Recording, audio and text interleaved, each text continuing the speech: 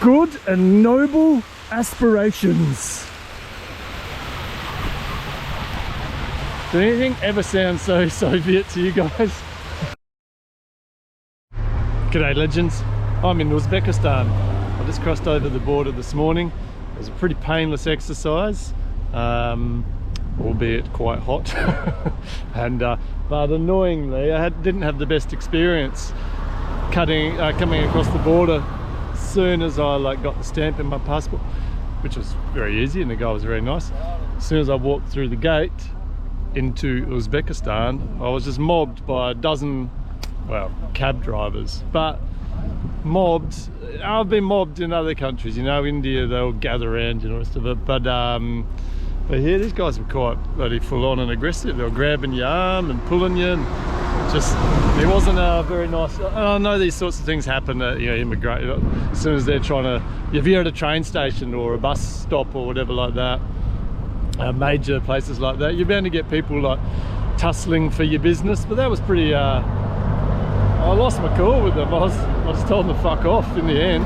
They followed me around and I thought I'd go into a little sort of restaurant and sit down, because usually when you just first cross in, they're trying to get your business.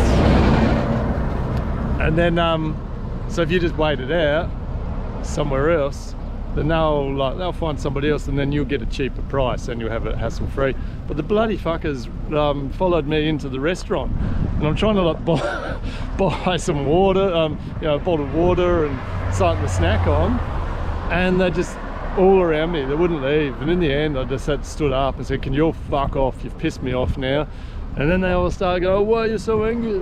Well, they didn't speak English, but you can kind of tell what's going on. Anyway, enough of that. I'm sure they are not representative of the majority of Uzbekistan, but they did piss me off. Now, the other thing that's pissed me off, okay, I get it, we're in a Muslim country. I've been traveling through Muslim countries now for quite some time.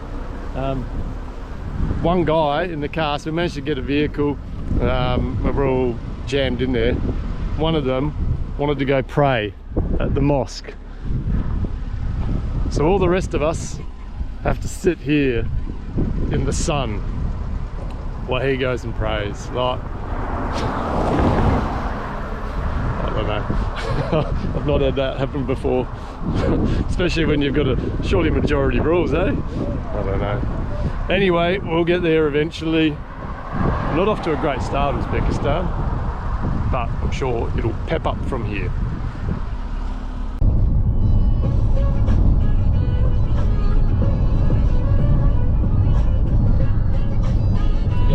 Dates going on in Uzbekistan. Yeah. He loves it. He's getting into it.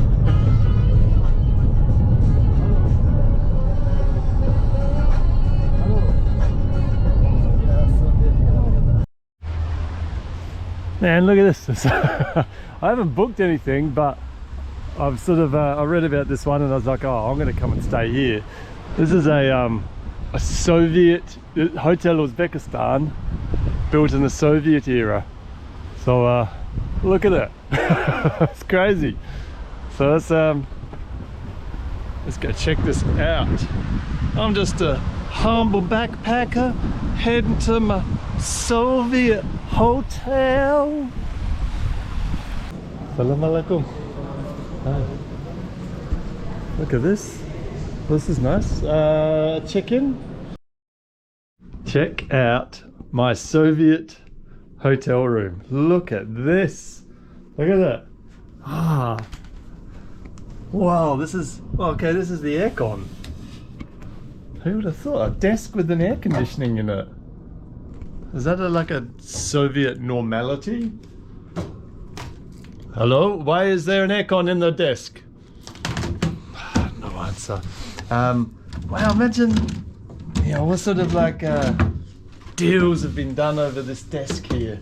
Somebody's like sitting here probably smoking like a cigarette and writing letters to Brezhnev.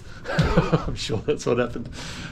Here we go, look at this, look at the view. Okay, so we've got the city park is right opposite with this great big Soviet kind of stuff in front.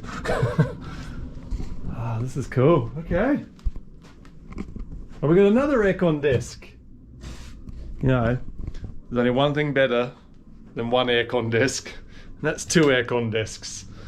Look at this sink. It's not very Soviet era looking. It's massive. This is one big solid thing. Okay. Not too shabby.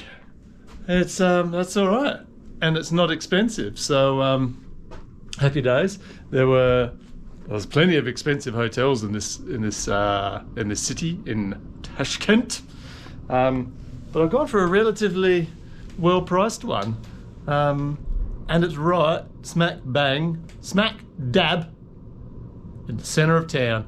And if there's nothing that makes me happier than a hotel in the centre of town, it's a Soviet-era hotel in the centre of town. So I'm going to kick back. Actually, I'm going to get some lunch. But right now, I'm going to enjoy the sweet, sweet music of aircon desk. Meow. Meow. Good morning, cosmonauts. It's a lovely Saturday morning here in Tashkent, Uzbekistan, and we're going to go have a little wander around and check it out. Won't that be fun? That's a pretty snazzy one there.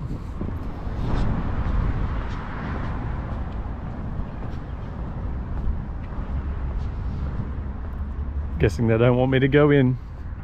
Check it out. Well, screw you, big building that's too beautiful for my eyes. Here, she's a flash one. You know, this is a flash one. There's my hotel. Hotel Uzbekistan. The best Soviet hotel in Central Asia, potentially. I'm sure there's a whole heap of other ones, but that one there, isn't it a beauty? Right on. How do we get... Oh man, have I gone the wrong way? Is there a wrong way? There isn't a wrong way when you don't know where you're going anyway, is there? You just go. Oakley, dokily do. We're here in like, probably has a different name. But I'm going to call it the Grand Central Park of Tashkent. This is my hotel, overlooks it. There's the big thing with some dancing Australian brogues. Probably not, but okay, this is a lovely looking park. It's quite similar to where the bloody hell were we? Dushanbe. Similar to that, although I'd say that Dushanbe, just what I'm seeing immediately, the trees looked a bit more established. Looks like a bit of a newer garden here, but beautiful. So who's this dude? Let's go check him out. I got a feeling oh, we'll see when we get there. You guys love how I take videos of like monuments with the sun in the background. So I reckon I got a feeling, because it's morning, they've decided to face this idiot west. So now we're gonna have the sun is east. So it's still gonna be bad. Why can't I get this right? Why don't they just like make them face all south or something like that? Here he is with the with the sun directly behind him. I'm bloody good at picking the times to video these things, aren't I? This is old mate Amir Temur. Probably said that completely wrong. He was like, I'm pretty sure there was like some kind of empire, the Timurid Empire, and he was the dude behind it. So good on you on your horse. You can have your own empire when you're that big. That's actual scale size. So he was actually 14 foot tall. Oh dear God. He could ride around where he wanted. The big green pincushion. Look at that roof, it looks like it's blow up. What this actually is the museum of Amir Timur, old mate whose statue we saw in there. So when one doesn't know something about someone or something, then one goes to the museum about it.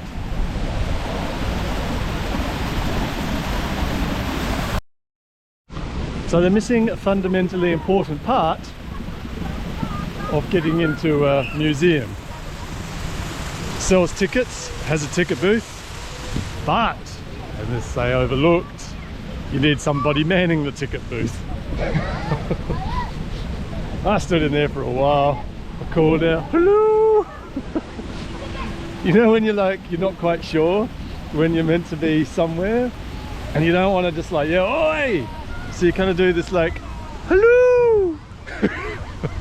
So I did a few hellos! Anybody there? We're back into sort of kind of the city park. There's people with little blankets, sleeping off a few too many peavos. One thing I did see yesterday when I was cruising around at this market, lots of table tennis everywhere. I saw it in quite a few areas. So I don't know. Are the Uzbeks known for being table tennis legends? I know I'm not. It's beautiful. This is really, look, there's people just down, chilling out. This is a relaxing place to spend a Saturday morning.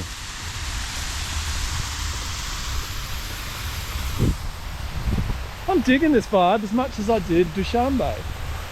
Tashkent is again just such a surprise of a city.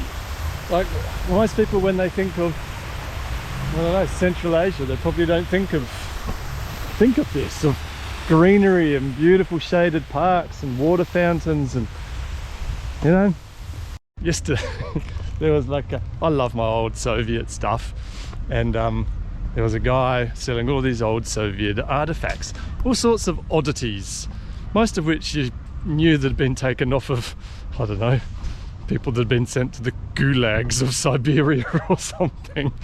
Like, oh, is that brooch really like, you know, is that bloodstains on that still? But something I did buy was this cool old money that was from Lenin era, and it has like the hammer and sickle. It's a big coin, hammer and sickle, CCCP on it, picture of Lenin on the other side. It's just very cool. I love collecting fun little odd things like that I'll never look at again. Let's beautify a streetscape. Look at these giant hanging, I don't know if you can see them, hanging chandeliers the whole way down here. All these beautiful lights going on. Look at some of this. Now this is cool Central Asian gear, isn't it? Look at these things. Well, look at that. It's the annoying thing about doing long-term travel is that you see stuff that you want to just like take home, but you can't. It's not gonna, it's unlikely that's gonna fit in your backpack. Look at some of these old hot water urns or something. Like your usual stuff that you see in a little market. Look at this old Soviet era pistol. A few knives, a few cool, oh look at this, is an old Uzbek fob watch. Wow, there's just some, is that Gorbachev in a watch? Some cool old belts, some old water flasks. Hey, what have we got here?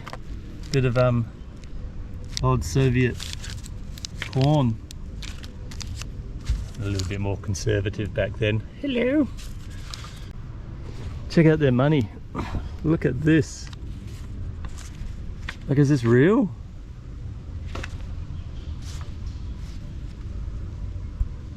I know that they're current.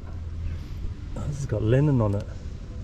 Some old Lenin era notes. I know that their current currency has had like just this crazy inflation.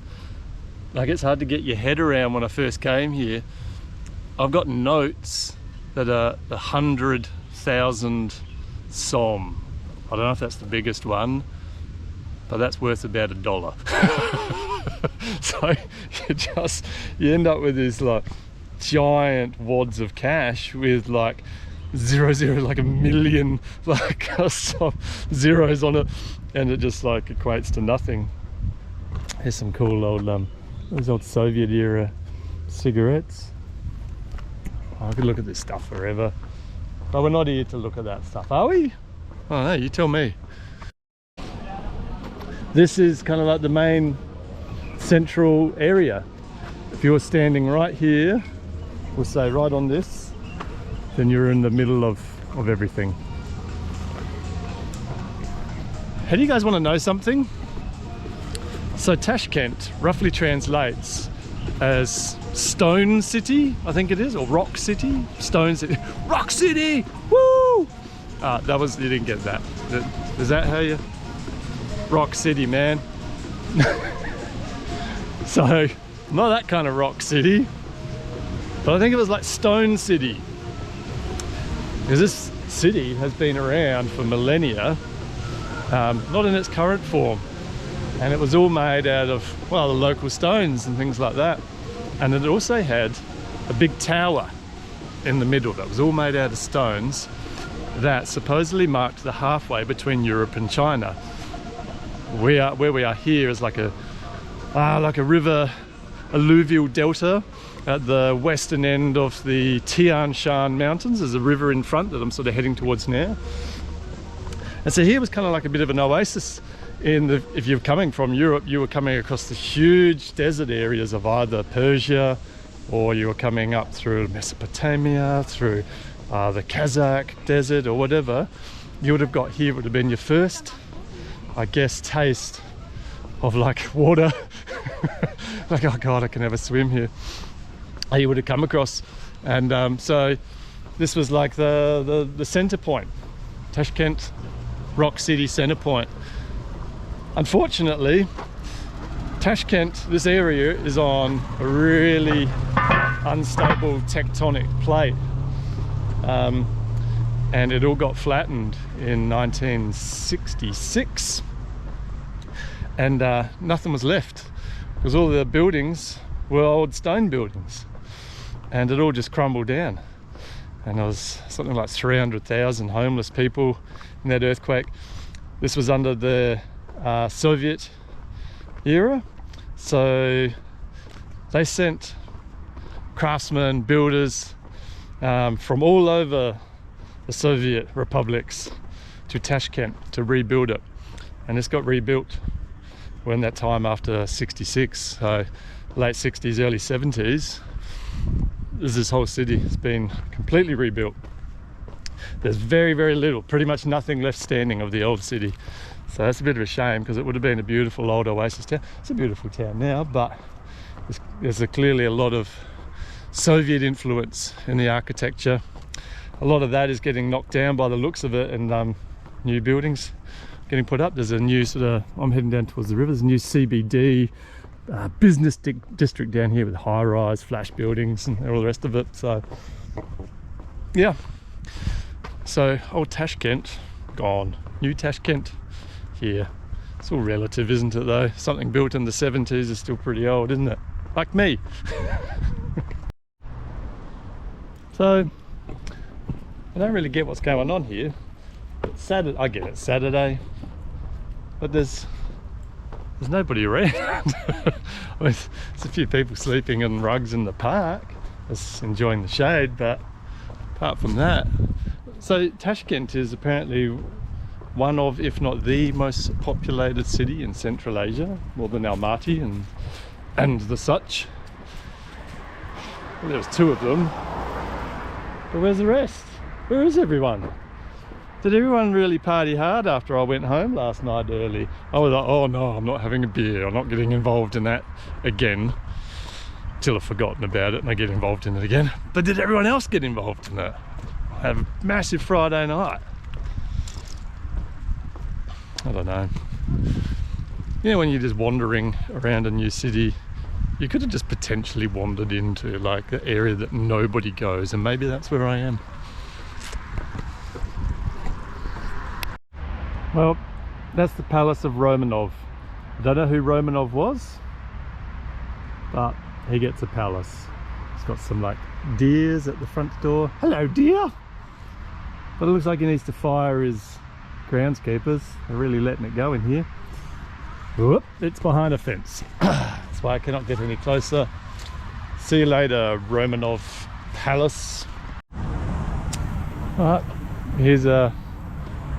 doesn't look like there's any fountains in it, but there's water. These guys are cleaning up all the sludgies out of it. Gonna make it crystal clear. Well, they're doing the right job. There's bloody acres of it. Behind here is the... pretty sure that's the presidential palace. There's a few other ministry buildings. I think it's the Ministry of Finance. So yeah, this big archway behind it is the arch of good and noble aspirations. Did anything ever sound so Soviet to you guys? Bloody fantastic. So yeah, I mean, because this whole city was built in the 70s. It was a planned city. It was one of the, like the 4th largest city in the ex-USSR, after St. Petersburg and Moscow. I don't know what the other one was. But they really planned it well with big, wide open streets, parklands, shaded trees, boulevards and everything like that.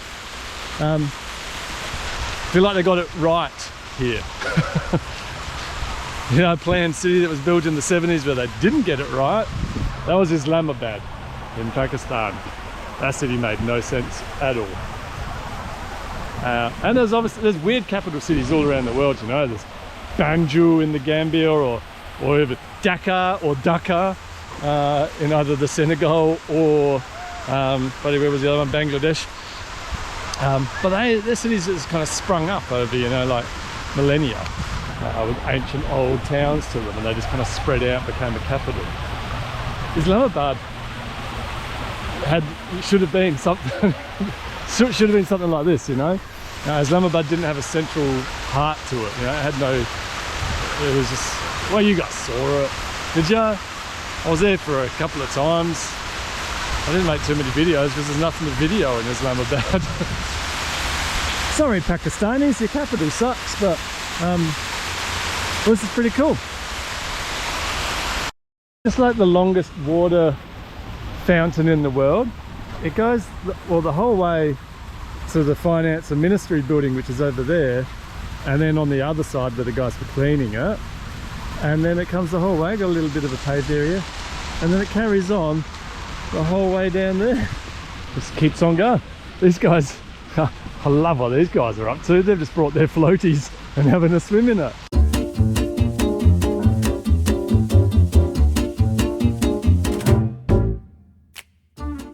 Well, I've stumbled across the eternal flame. So the things you find, this beautiful park that surrounds it here, it's lovely. There's a lot of like the army of like babushka women, and I've seen them just, oh look at this park here, it's just beautifully manicured and mowed. It's just it's a really lovely place. There's a whole team of babushkas over there in the blue. There's like a dozen of them sweeping up leaves. Every little, oh look at this, they've come through, there's not a leaf on the footpath. They're doing a good job here. This is a really nice city, guys. Good on you, Tashkent. Good on you. Beautifully carved though. Look at this. That's lovely. It's a lovely ornate roofs, but there's names. I don't know if this is like a, you know, fallen soldiers. It's usually what these things are sort of for. The war memorial. I guess that's why the eternal flames over there. Hey look, oh check it out, Srinagar. You know what I'm gonna say. Okay, this is a great war memorial. It's fantastic. Check out what's even better. Oh, and even better. Oh, it keeps going, Srinagar. Oh my god, you guys are gonna lose your shit. There's 4 lawnmowers here. Nobody's using them. I feel like I just want to buy your government these lawnmowers. I'm sure I can buy them off the Tashkent local council for not too much. Ship them off over to Srinagar and you guys can start sorting out your place. Man, they got so many here, they just leave them around. It's probably like a public, you know, you just leave them parked up. By how well tended this place is, maybe you like just pay, like in Australia or whatever, you have like your little scooters. You just hire a scooter. Here you can just hire a lawnmower and push that around the car, because everyone loves the smell of freshly cut grass. I don't know about you guys, but I get a bit of joy out of mowing my lawn as well. Is there a business in this? Just hiring out lawnmowers. That's a great council initiative, I reckon. That's what they've done. That's fantastic. They don't have to pay workers for it. People, that's just going to the revenue of the Tashkent so they can like paint their light posts gold. Look at this beautiful river here. Isn't this bloody fantastic? So this is the main river that runs through Tashkent. I don't know the name of it, but this is what would have meant that they built the city here a couple of thousand years ago. This was the oasis that they were looking for when they came across the grand Turkestan deserts. Well, it's a beautiful sort of green color, but not in the bad way green. Not in the India way green, but just like I want to go tubing down that. That looks lovely and clear. A lovely little bridge. Like, where are we? Amsterdam all of a sudden. Some beautiful old buildings over here. It's a lovely little walkway. People jogging, alright? So, in most of the developed world, you see it a lot, because somebody asked me this once. I think I was in Pakistan. Why do so many people from developed countries have an obsession with fitness? You know, why are they all relatively fit? And I guess that's something that comes from having enough disposable energy through good diet and just good living practices, that you have that, I guess you've got that reserve of energy to then go and do a full 8 hours work, go to the gym for an hour or whatever, or go for a run in the morning. And I guess that's something that, you know, I didn't see any of South Asia. You just don't see it. Yeah, and I guess it's a luxury to those of us that are in developed first world nations, that we have the money for memberships, although you can just go for a run, that doesn't cost you anything. The food as well, like, you know, when I saw the food in Pakistan, I was like, God, these people must die at the age of 40, like so oily, and yeah, everything was just soaked in fat and oil and stuff like that. Very few vegetables. I just didn't see veggies getting used at all, really. So I don't know. On a nutritional point of view, maybe they're just feeling too like, I've had just too much oil, I can't go for a run. Whereas within our lives, we can just, I'll have an acai bowl with, you know, with some chopped fresh fruit on it, and then and a bit of muesli and yogurt, and then I'll go for a run. Yeah, anyway, there's my musings while I walk along this beautiful little river.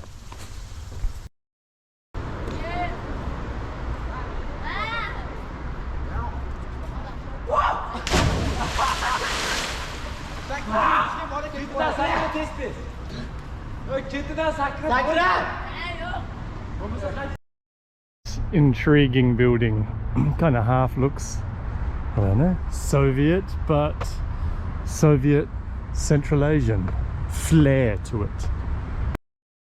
I've come up to the top floor of the Uzbek hotel. You may notice I've done a wardrobe change. I've become Adventure Jake for a moment. So it's but the main reason I'm here is not because of my wardrobe, although it's cool, isn't it? Yep. But up here is one of the coolest old Soviet era restaurants, and one of the coolest, I'd say 1980s maybe? I don't know when this building was built. 80s Soviet era bars. Nothing's changed here since the 80s, so let's go in. It's got these lovely curtains. This is on the top floor. We go through this.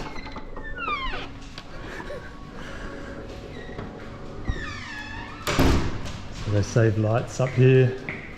We've got the nothing in there. Hello, how are you?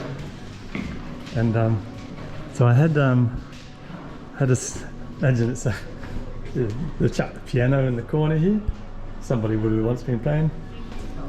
Green sleeves there. Hi, how are you? Hello, how are you? Yeah, Fine, good. thanks. Yeah. Please. I'm just gonna have a beer at the bar, but I'm just gonna show the little restaurant area. Okay, no problem. Yeah. First time sit here. Yeah, okay. So check it out. Isn't this opulent? It's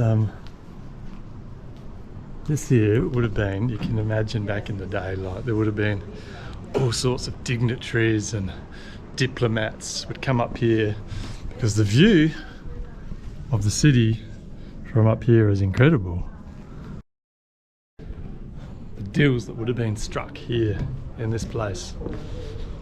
But when I was up here, I noticed this cool bar, which is so out of keeping with the opulence of this, is, oh, let's go and have a little look.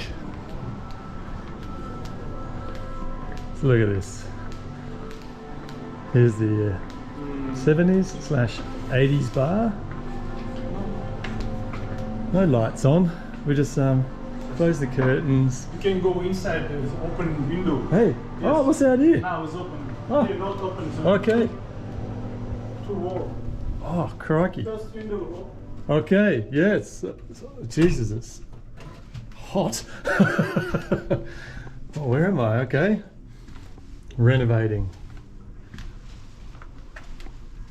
Oh, how many places have we been to here? Big Ben.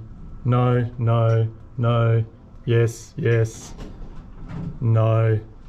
Maybe yes. No. Jesus. Right? Yes. Open window here. And Oh, I'm not likely to stay here. I'll probably sit at the bar, but thanks anyway, mate. Yeah, I've travelled to 90 countries over the course of, oh geez, how many years?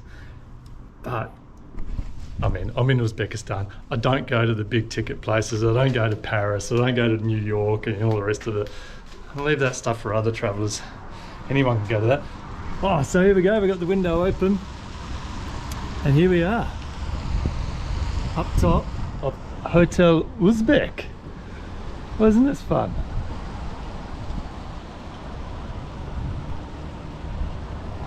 The grand city of Tashkent. Let's get out of here. This is bloody hot. This is making me.